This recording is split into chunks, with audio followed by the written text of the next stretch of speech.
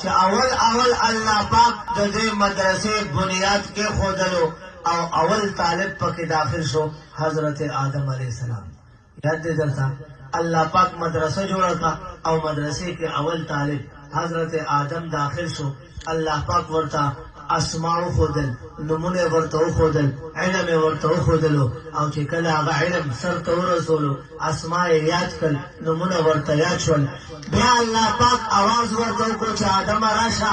هغه راغو. الله پاک ورته وفرمایل آدم تا نمونه زده کړ، علم دې زده کو، پوه شوې ته به زما خلیفه او ته به زما نبی، ته به زما قاصد یې، ته به زما پیغام لاندې خلکو ته رسې. استانه به زه انسانان پیدا کوم، بندگان به پیدا کوم، انسانانو دا لوی کائنات به دستانه آبادوم او تا علم سر ته رسولی دی ستا دستربندي کوم. الله پاک ورته وایي ستا دستربندي کوم. او هغه ډېره ناشنا دستربندي وه. هغه دستربندي کې مولانا احسان صاحب نه و، هغه دستربندی کې ډاکټر مشتاق صاحب نو، هغه دستربندی کې حضرت مولانا قاری اکرام الحق صاحب تشریف نو راوړی، هغه دستربندی کې داسې ګلان مولان ناس نو، هغه دستربندی کې مولیان نو. هغه داسې عظیم الشانه دستربندي وه چې الله پاک فرشتو ته ووایي چې راځئ زما د مدرسې طالب فارغېږي، ټول ورته سجده وکړي. وایه سبحان الله، په زړه وایه سبحان الله. حضرت آدم ته ټولې فرشتې د تعظیم په وجه، د علم په وجه، د الله د حکم په وجه، د تکریم په وجه، د مقام او د مرتبه په وجه ټولو فرشتو ورته سجده وکړه.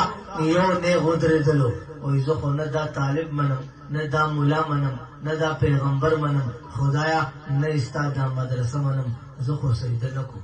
یاد شو درته څوک و؟ تعلقات شته ورسره لږ ډېر زموږ او ستاسو، ځکه دا زه دلته یاد شو. الله پاک دې موږ تاسو شیطان د شر نه وساتي. وایه امین. نیغ ودرېدلو، نیغ چې خدایا زه سجده نه کوم.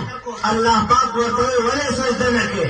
وایي زه سجده ځکه نه کوم زه دې د اور نه پیدا کړی، دې د خاورې نه پیدا کړی دی او زما په اول اسمان کې ځان ته مقام دی، دویم اسمان کې مې بله لویه مرتبه ده، دریم اسمان کې مې بل مقام دی، څلورم او پنځم اسمان کې زما نور عظمتونه دي او دا تا د خاورو نه جوړ کړو، دته سجده وکړم، سجده نه کړم. الله پاک وی خبر نه منې.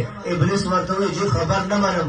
الله پاک ورته وی حکم نه منې. وی نه چې حکم نه منم، سجده وکړه نه کړم. الله پاک جلال کې راغو ورته وی فرمایل شیطانا ابلیسا په اول اسمان کې چې کوم ستا عظمت و هغه ختم شو، په دویم اسمان کې چې کوم ستا عزت و هغه ختم شو، په دریم اسمان کې چې کوم ستا مقام او مرتبه وه هغه ختمه شوه او لاندې کوزېږه، ته مردود شوې، لعنتي شوې، تر قیامته پورې به زما د رحمت نه لرې په تا به لعنت ورېږي.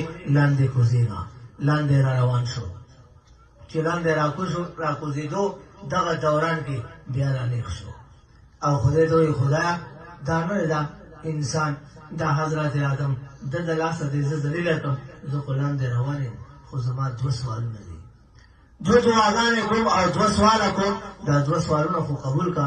الله پاک ورته وایي څه وایي؟ شیطان ورته وایي خدایا یو داسې طاقت او قوت راکړه چې ستا بهر بنده په بدن کې زه داخلېږم او داسې چلېږم لکه وینه. الله وی واخله. بل څه غواړې؟ خدایا بل تر قیامته پورې عمر غواړم چې مړ نه شم، تر قیامته پورې دې ژوندی ګرځم. الله وی دواړه واخله.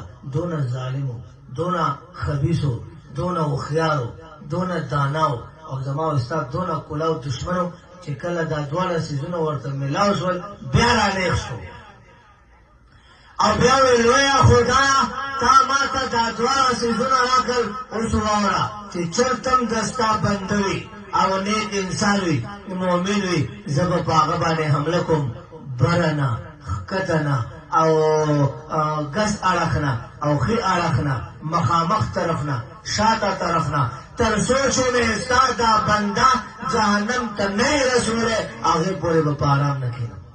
وایه استغفرالله. الله پاک د رحمت نه قربان. الله ورته وفرمایل شیطانا ته خپل کار کوه، خپل طاقت استعمالوه، خپل قوت استعمالوه، خپل حربه استعمالوه، خپل هیله استعمالوه او خپل سازش سرته رسوه.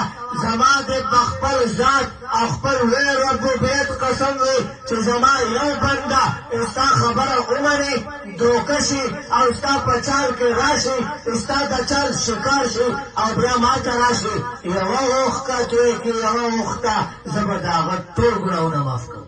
وایه سبحان الله، په زړه وایه سبحان الله.